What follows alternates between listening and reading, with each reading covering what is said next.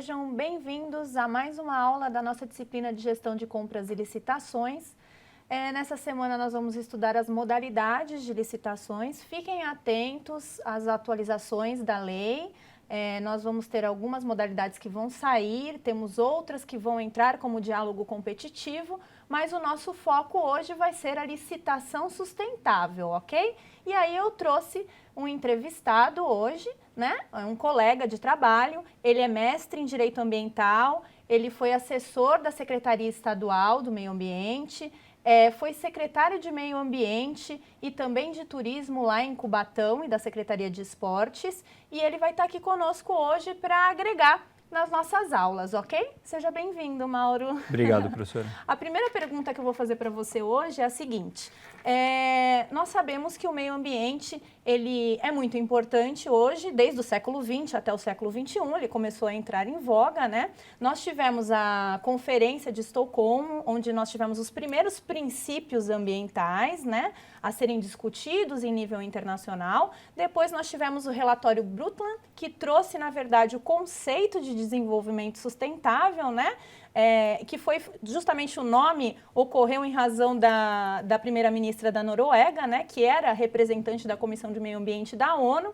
E aí, o que eu queria perguntar para você? Como que a questão do meio ambiente e da sustentabilidade chegou aqui no nosso país? Professora, sabe que essas questões são por demanda, né? Que no Brasil, o processo de industrialização, anos 60, anos 70, e basicamente no estado de São Paulo, que foi pioneiro na legislação, toda essa questão da sustentabilidade, do controle ambiental.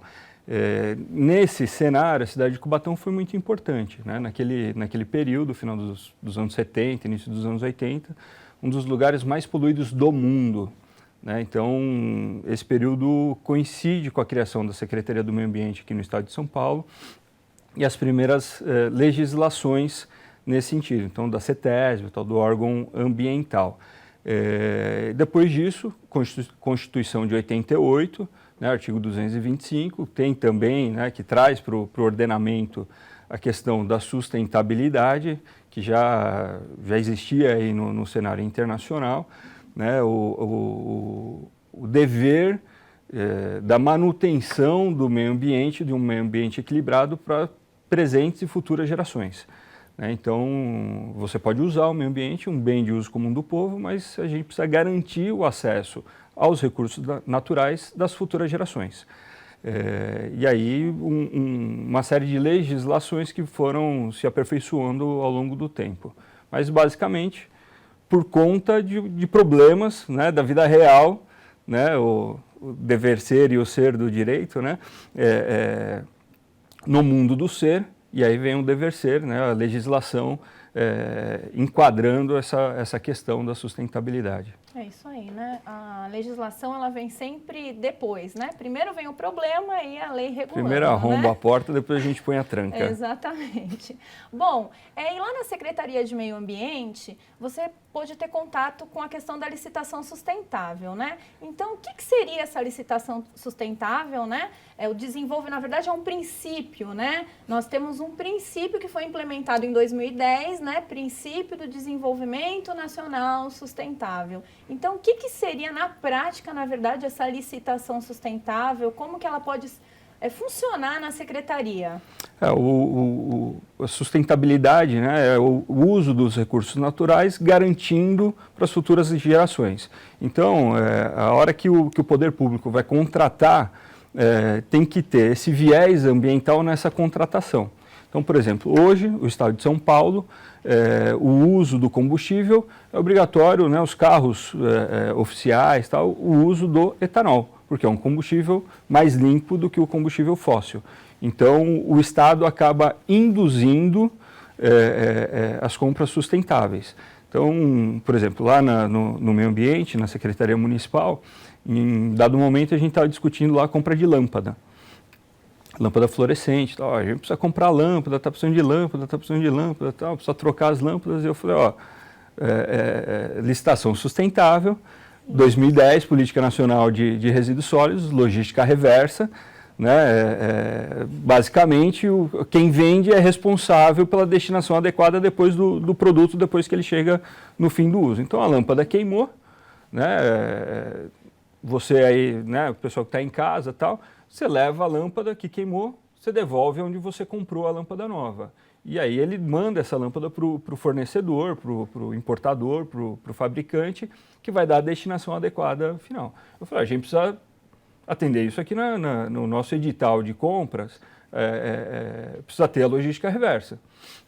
E foi interessante, porque um secretário, né, de serviços lá falou, não, mas acho que isso é ilegal, não pode ter, não sei o quê. Eu falei, não, muito pelo contrário, a legislação ambiental, né, que é específica, a política nacional, criou a logística reversa. Então, a gente precisa adotar a logística reversa, a gente precisa ter essa questão. Aqui no estado de São Paulo também, a questão, e os municípios, do uso de madeira certificada. Então, você vai comprar madeira no município para fazer em obras, tal, ou na contratação, não necessariamente na compra daquele material, vai madeira, mas eu vou fazer uma contratação de uma obra, uma construção, tal, e é usado madeira para fazer os moldes, tal, na construção. Então, essa madeira precisa ser certificada, tem que ser madeira de reflorestamento, tal. Você tem alguns mecanismos legais para serem usados na legislação que permite que o uso do recurso natural seja mais sustentável, que a gente use menos o recurso natural que não é renovável e use mais os recursos naturais que são renováveis, como a madeira de reflorestamento, por exemplo.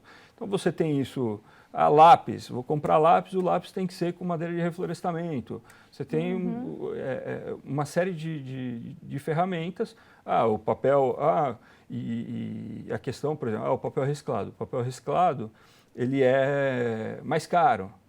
Mas aí a própria legislação, o Tribunal de Contas, os órgãos de controle falaram assim, não, tudo bem, se for para levar em consideração o princípio da sustentabilidade, você pode pagar mais.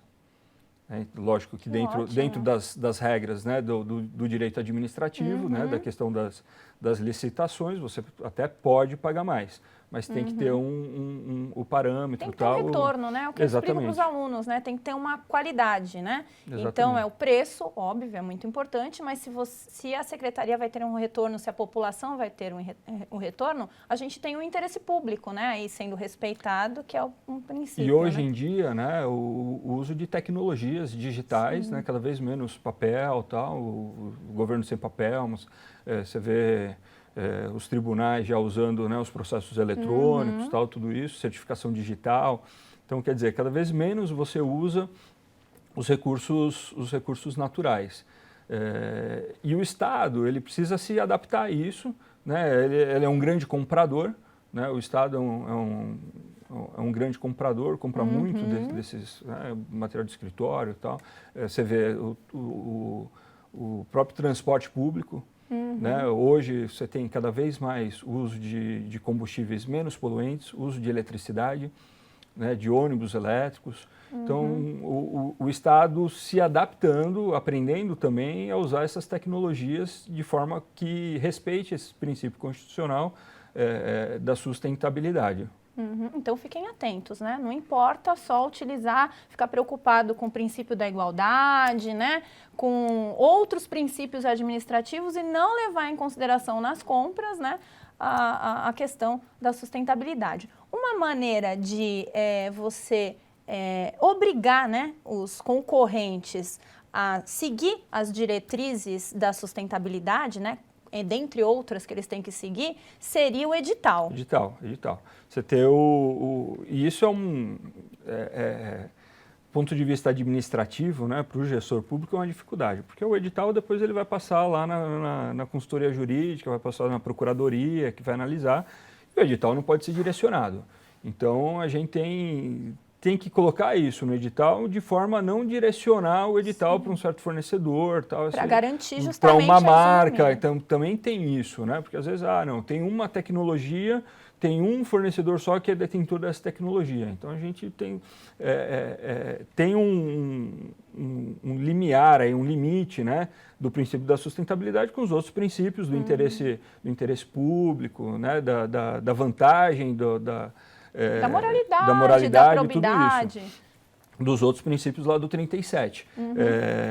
Então, é um desafio, porque a gente tem que pôr, existem as tecnologias, mas a gente também não pode direcionar na licitação. A gente não pode, eu comprar uma caneta da marca tal, né? Sim. Não pode, é esferográfica, azul, sextavada, com furinho, não sei o que, é um caso, né, que você passou. Que todo mundo conhece, que é a história da caneta esferográfica.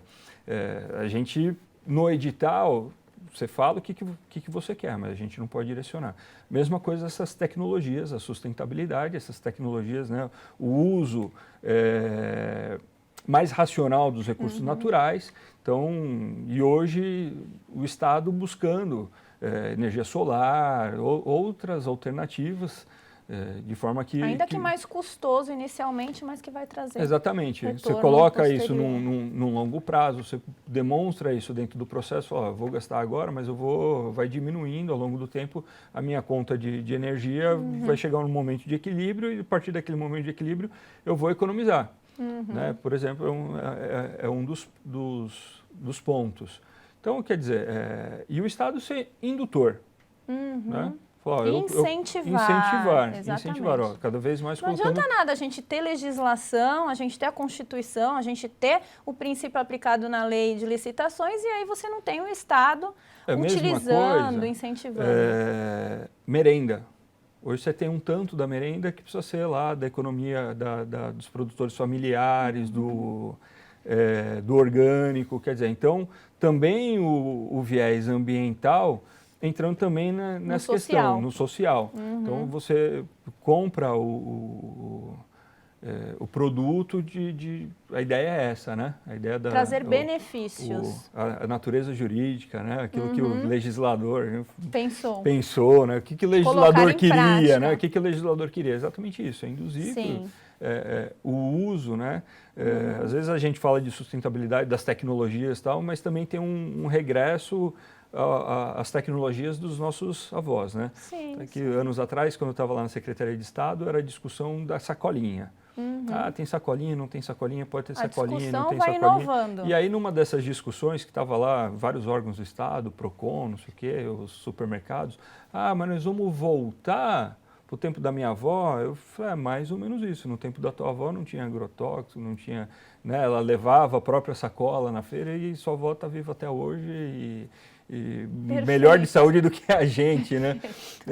Então, levava o carrinho, levava aquela sacola que eram mais duráveis, tal, que usava várias vezes. São práticas de políticas públicas que vão sendo implementadas, vão sendo incentivadas pelo Estado e a população vai aderindo. E algumas agora hoje estão até trazendo benefícios, né? A gente vê a instalação das máquinas no metrô, né? Que você pode colocar garrafa PET e receber dinheiro, que é uma inovação que era aplicada na Alemanha e que agora está sendo aplicada aqui, né? Algumas cidades têm na conta de luz. Você tem uma parceria com a concessionária de luz, e tem em outras áreas também, mas começou com a luz. Você levava o material reciclável, predominantemente PET, que tem um valor, lógico, o alumínio, tal, o metal, mas como o valor agregado também é maior, o comércio é mais aquecido, então o pessoal levava muito PET, um pouco de vidro, tal, e troca por bônus na conta de luz. Né? Então você tem alguns mecanismos que podem algumas ser experiências já, e você tem até o particular entrando nessa seara, com um clube de compras, por exemplo, onde ele tem lá uma série de comércios que são associados.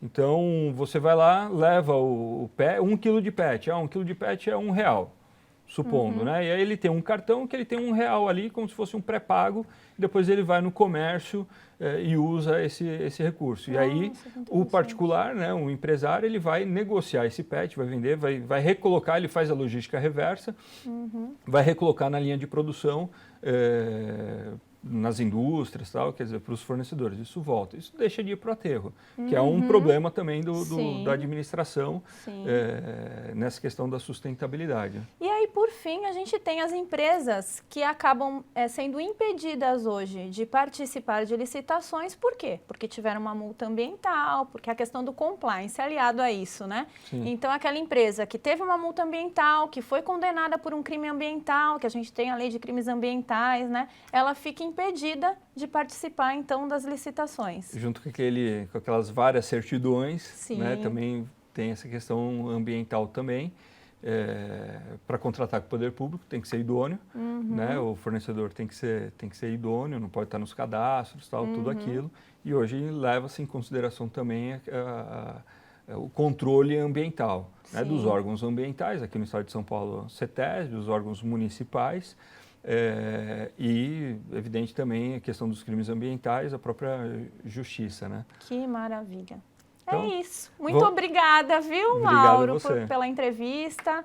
É muito legal trazer alguém da área, né, que tem prática, que pratica, na verdade, a licitação no dia a dia, os contratos e tem que lidar com as questões ambientais, viu? Muito obrigada. Obrigado a você. A gente encerra a aula por aqui. Muito obrigada pela participação de vocês. Acessem os fóruns, leiam os artigos disponibilizados, participem. Nós estamos à disposição para tirar as dúvidas de vocês, ok? Até mais!